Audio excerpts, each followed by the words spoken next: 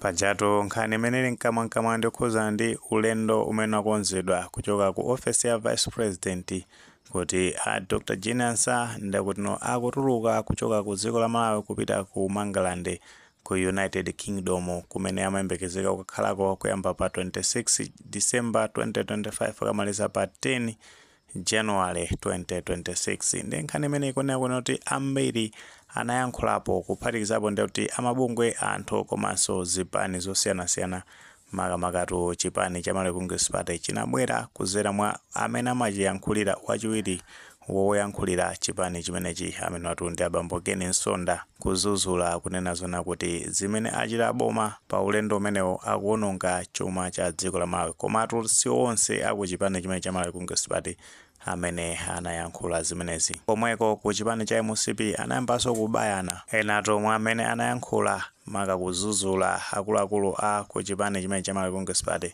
chipani chimenechi kuti asamayankhule ngati anthu anzeru chifukwa choti ali ku opposition amene watu ndi Sylvester Ayuba James. Tikhupira kuti ambiri tiwatsata amenewa iwo watu paja ndi lawyer komanso ndi phungu wa nyumba ya malamulo komano wa independent kuchokera ku Nkhotakota Central. Paja iwo Sylvester Ayuba James amakonda kulemba uthenga pa sambalo la mchezo la Facebook makamakatu zikafika nkhani ngati zimenezi nthawi zina amatha kubwera ndithu kuzayankhula ku public kuzera ma TV komano analemba iwo uthenga pa sambalo la mchezo la Facebook pamene amazuzula chipani chimene cha Malawi Congress Party pa nkhani zimene zimakhala zikuzungulira komanso zimene MCPO anayankhula kuzera kwa Ken Nsonda. Ndeno zimene alemba pa sambalo la mchezo la Facebook oso akunena zona kuti of course anzanga MCP izizi akanakhala kuti anapanga ndi mtumiki opuma ambiri akanakhala chete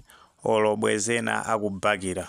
They would go on Google to search for justifications. Ndeti kuziwa kale mene ankachitira a chipani cha Malawi Congress Party zikafika nkhani yona kuti akalanya ku chipani chimene cha MCP amazapezeka zonena kuti amapita ku ChatGPT kumene kuja ndiye kuti no amakapanga search zimene akufunazo ndi kubwera no kumazapanga defend ngati justification pa zolakwika zimene zachitidwa ndikuti ndi boma mu nthawi imeneja. Ndenoto pa post imene Sylvester Ayuba James anapitiriza kufotokozera kunena zona kuti ine ndikanayankhula bwezi anyamata atsikana otoleza tinyenyeswa tapasi pa tebulo mabwana awo, anyamata otumikira kuganizira ndi kuteteza mimba zawo. Akuteto kadziko kano vuto loyamba ndi anthu ake ambiri nzeru amakhala nazo only when in opposition.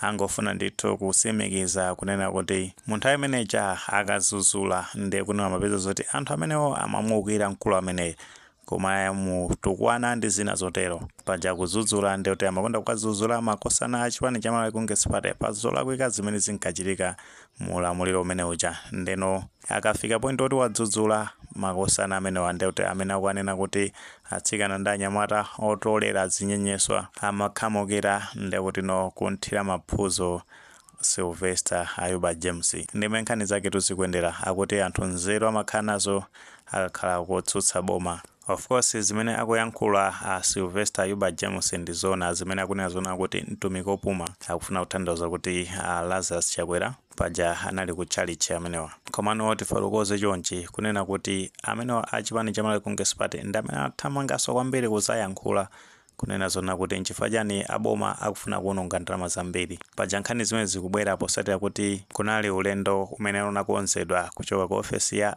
Vice President ndikuti no Vice President amanyamuka kumapita ku Mangalande ku UK kumeneko zomwe ambiri tikupita tikutsata bwino kumene amayenda pa ulendo uja amachula kuti wa private.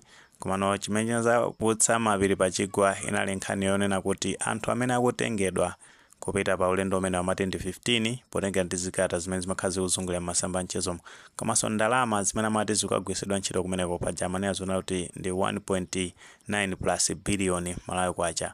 Komanso cholinga cha ulendo umenewo paja zimazamveka zonena kuti ayi akupita ati ku birthday ya spouse a Dr. Jinansa nimene nkhani zake zimayendera ndi zikunena kuti ambiri anayankhula mopsa mtima. Kunalito ma press briefing ndi zina zotero zikalata zinatuluka pozuzula kuti boma akumayankhula zina komanso kuchita kuyankhula zina. Komano chimene chinavuta nchonena kuti mbali ya bomawo anali asanabwere kuzayankhulapo pa nkhani imeneyi. Ndeno tinazaona kuti kumbali ya bomayo anazabwera makamaka ku ofesi ya Dr. Jenansa Vice President, amene anazatulutsa chikalata chimene anazasayinira ndi amene amayankhulira ofesi imeneyi, amene watu ndi Richard Mveliwa.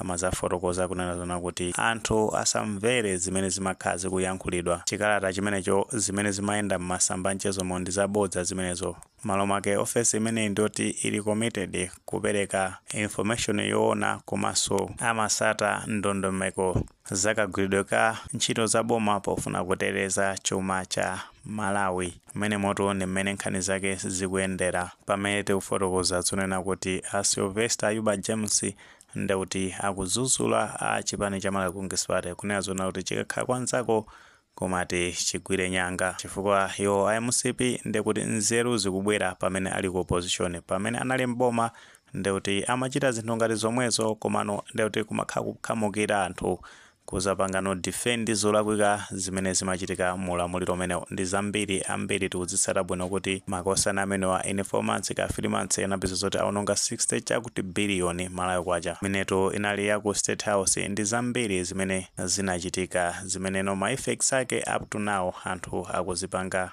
experience. Situ zote mwini maganizo pa nkhani imene. Ngati maganizo alipo mutha kufotokoza comment section komati kamapereka ndekuti tilemekezenso maganizo anzathu.